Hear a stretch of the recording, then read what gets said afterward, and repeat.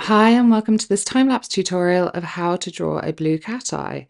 So what you're watching me do at the moment is just get in the outline of the eye on the brown pastel mat with a pencil, with a graphite pencil, and I'm just showing how to achieve that outline. So I'm using a grid, I'm using the box just to figure out where things go and to put those lines in, and I'm just showing everyone how to do that.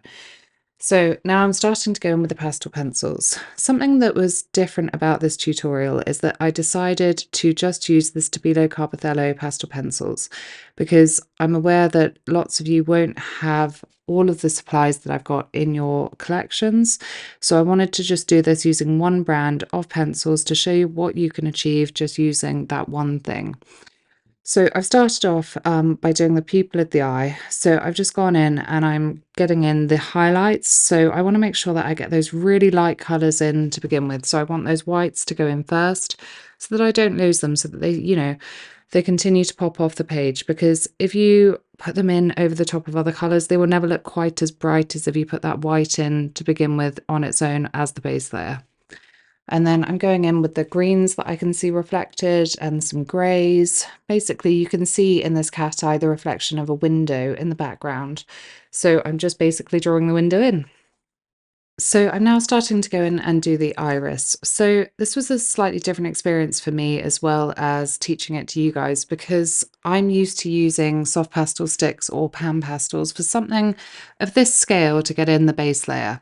So putting in the base layer with the pencils took a little while to get used to. So I'm just starting to try and get in that color without actually putting any detail in, but I am also following the direction in which the lines of the iris are going, so that I'm not creating lines that I can't come back from later. I want to go in a steady flow so that I've got that base layer which correlates what's happening at the top. And I'm using the pencils there just to blend them into each other to create that lovely sort of base layer that we would have achieved if we were using something like a soft pastel stick or a pan pastel. And I'm just popping in the outline of the eye, and I'm going to do the white of the eye as well, which you can see is not white, it's kind of blue, it's reflecting, the colour of that eye. And the reason that I was getting this in is because I wanted to sort of ground the iris and the pupil on something so that I could see the situation they were sitting in, so I could work out how they looked with a bit more of the eye around them. So I'm now starting to go in and get a sort of a middle sort of layer on that eye. So I'm starting to get in the direction in which I can see those sort of lines of the iris coming out. And I'm going in with those darker blues, but I'm mapping in where I can see the highlights and the lighter colours. And I'm just blending all the time. So I'm starting to get some detail in, but I'm also blending those colours in together to keep it looking like there is a gradient rather than sharp colour changes. I don't want it to look like it suddenly goes from one colour to another. I'm trying to make it look like this is one whole thing that is just gradually changing as the light on the eye changes. Because if you think of a cat eye as like a glass marble, it is incredibly reflective. So you're going to get all sorts of different lights shining on it. You're going to get things around it reflecting in it. So you're going to have all sorts of different colours and all sorts of different lights shining in there. So I'm just going in with the pencils still. It's all pencils. It's all the Stabilo Carbothellos, and I don't use anything else. So I was trying to work out as I was going exactly how to do all of this and just to use the colours which are in that set. So I'm going in still with those darker sort of shades, but then blurring out to the lighter shades around the edges. And you can see I'm using a cotton wool bud there. I quite often use them to blend things together, to soften things. And I was going in with some lighter colours here and just trying to figure out those details over on the right-hand side to get that sort of impression of the detail of the eye in without going mad on it. I didn't want to spend months on this, so I wanted it to look realistic without having to spend an incredibly long amount of time on it. The real tutorial for this is about 3 hours in length, so I talk through everything I'm doing step by step.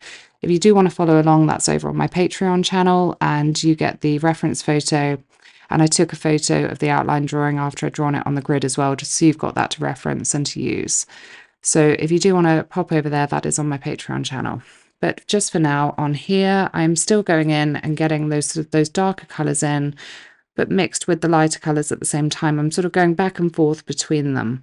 I do tend to work from dark to light, but in some instances I do find it really helps to sort of go back and forth between the lights and the darks, because you can make things look a bit more natural doing it that way. So I've got in the darker sort of details, and I'm just going over them with the lighter pencil just to sort of blend them in a little bit and get some detailed speckles in, basically. You can see that I'm just drawing in some sort of specks that represent that detail. And I'm going over the top of the blue with the white. It doesn't look white, it looks blue, but because that blue and that white are working together, the white is sat on top of it, it just makes it look like a really lovely, vibrant light blue.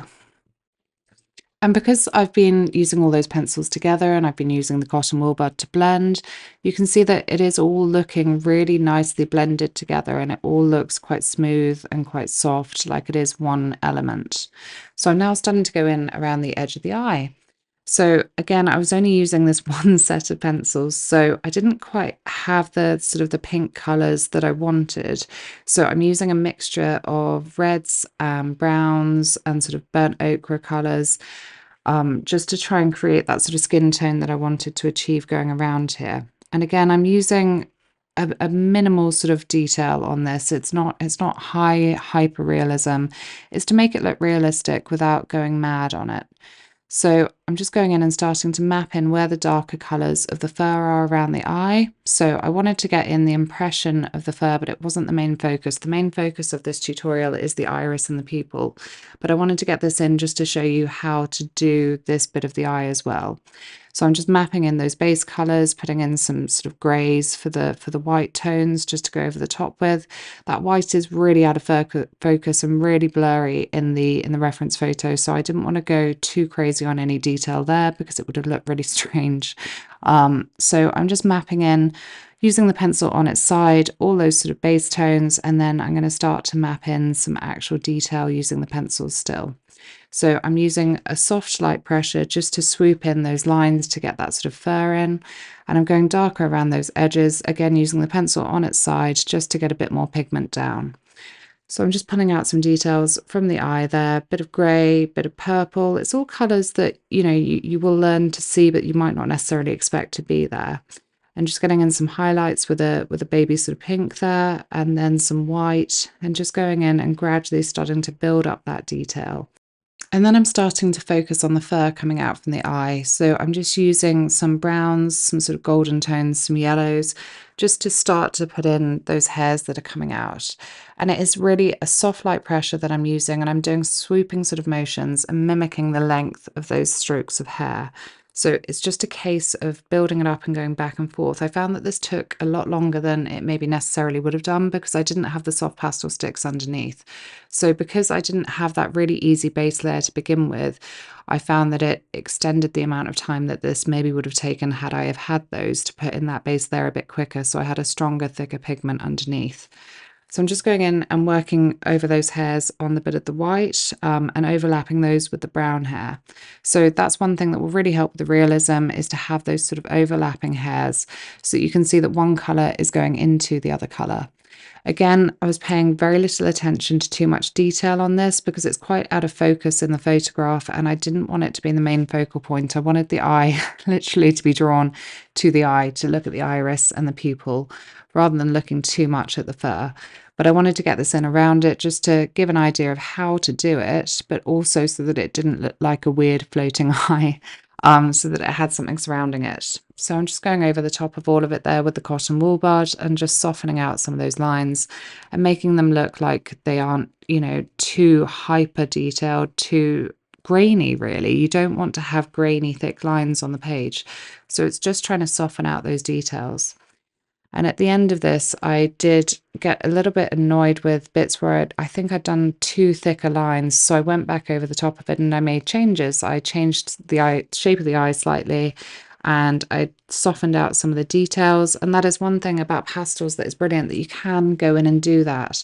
You can go in and change things afterwards. You can soften things out, go over the top of things. It doesn't mean once you've done something that you can't go back and change it. It's quite easy to go in and make changes and make things look a bit better. And if things are bothering you, you can go over the top and redo them, as I'm doing right now. I'm just going in and just changing up some of it ever so slightly. I changed up the colours ever so slightly, and then I put the details back in. And there's a lot of going back and forth just until, you feel happy with how it's actually looking. So I hope you have found this helpful. I'd love to see you over on Patreon for the real-time tutorial. This was a great one of experimenting with just that one brand of pencils. So if you enjoyed this, please do hit subscribe or head over and check out my Patreon channel, and I will see you for another tutorial soon. Take care, guys. Thanks. Bye.